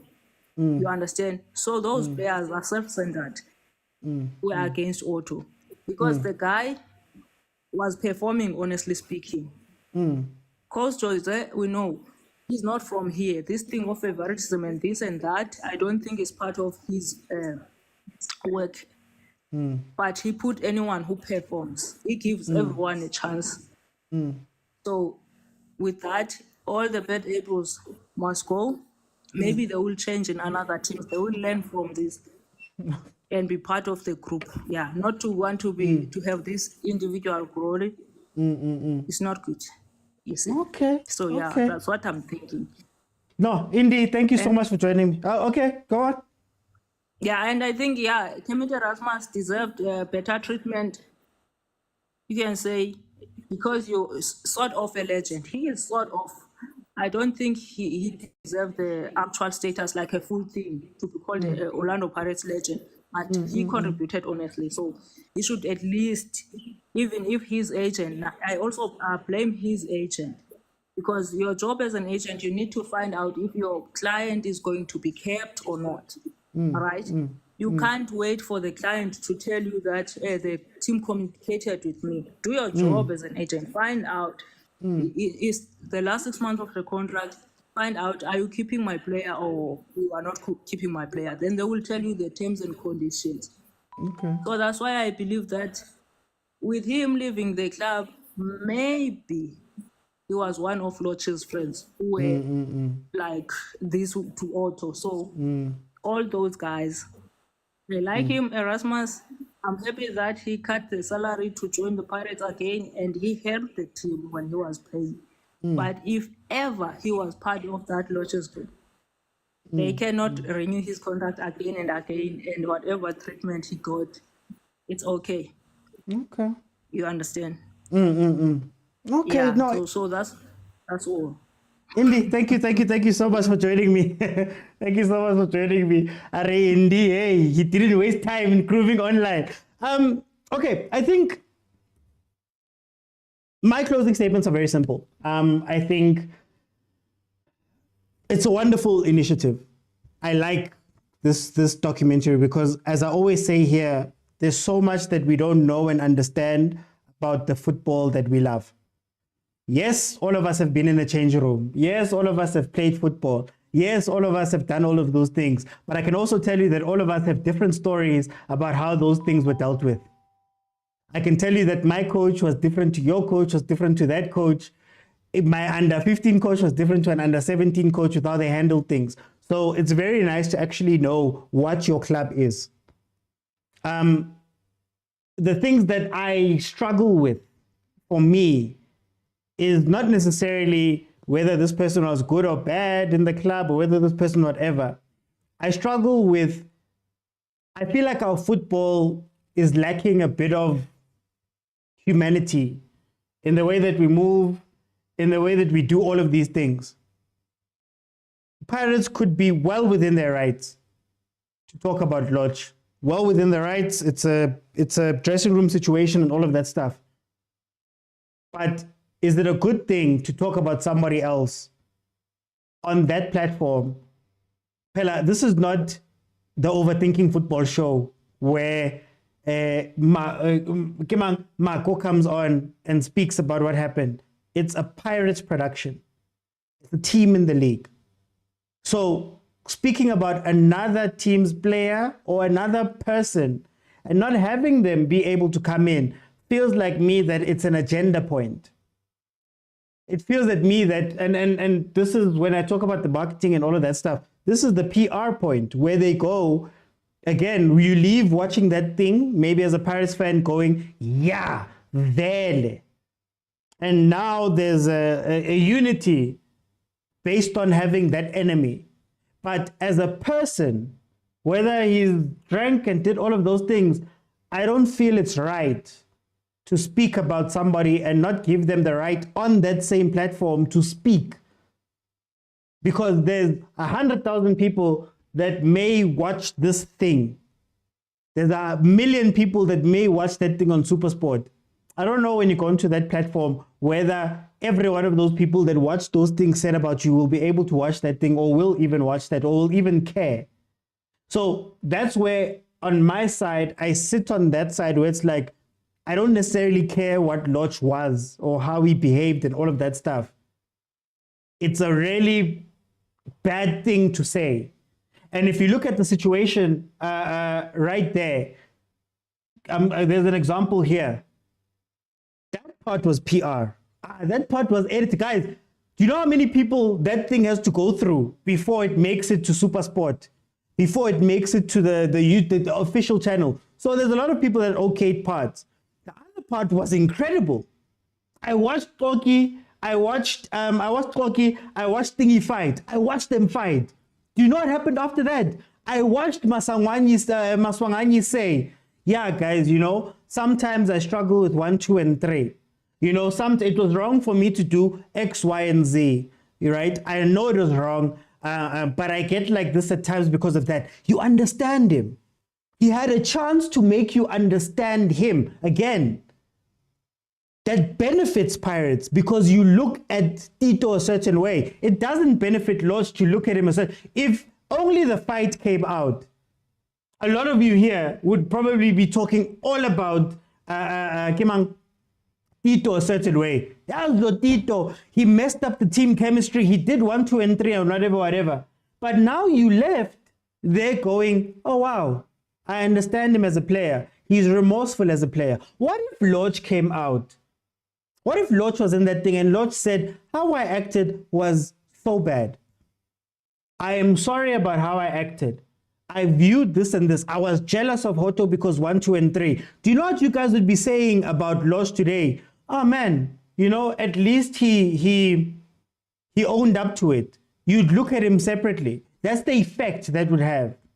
There's also a negative effect that could have, and you couldn't wish that on your enemy. On the King, on the Kermit one, again, also there, I feel as though it goes to team unity. Yes, I don't have to speak to you.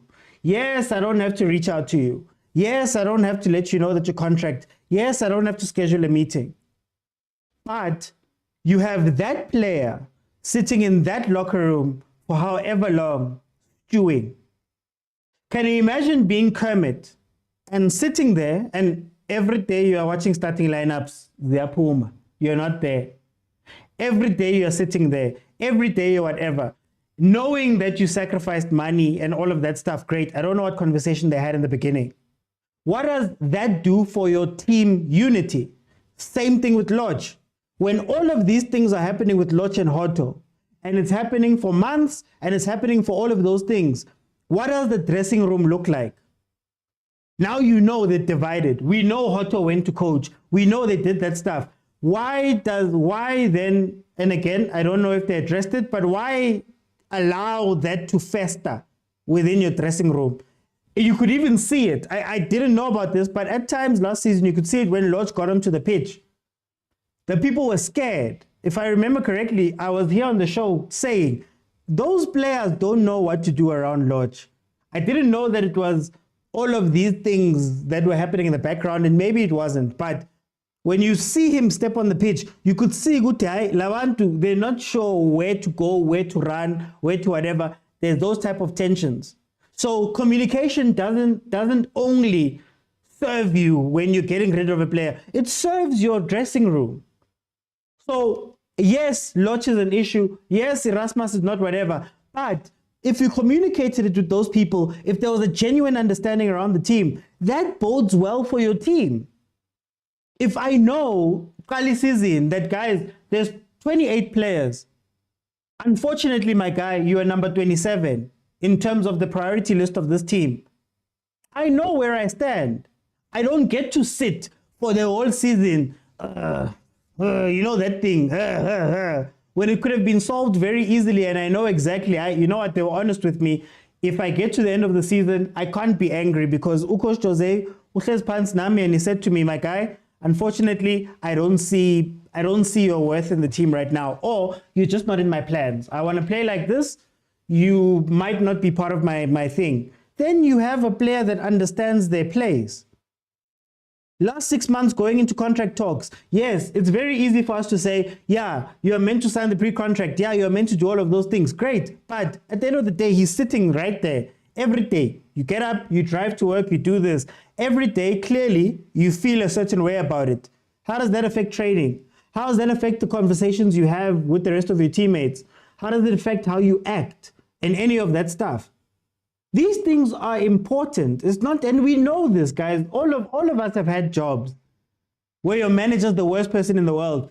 Could have taken a 2-minute chat and it could have been a completely different situation. You know what it's like to be unhappy at work and nobody's talking to you, for example. I don't know where you guys work. So again, are these things necessary? No. Are these things forced? No. But for the human part of these things, where we are human with each other, does it hurt to have these conversations? Does it hurt to do those things? And it's not pirates, just pirates. You know, there was a thing where Kama Piliat with Kaizer Chiefs, 2 weeks before his contract is meant to end, Chief says, gives him a contract offer. And he goes, fam, me, I've been waiting 6 months. I'm not doing this.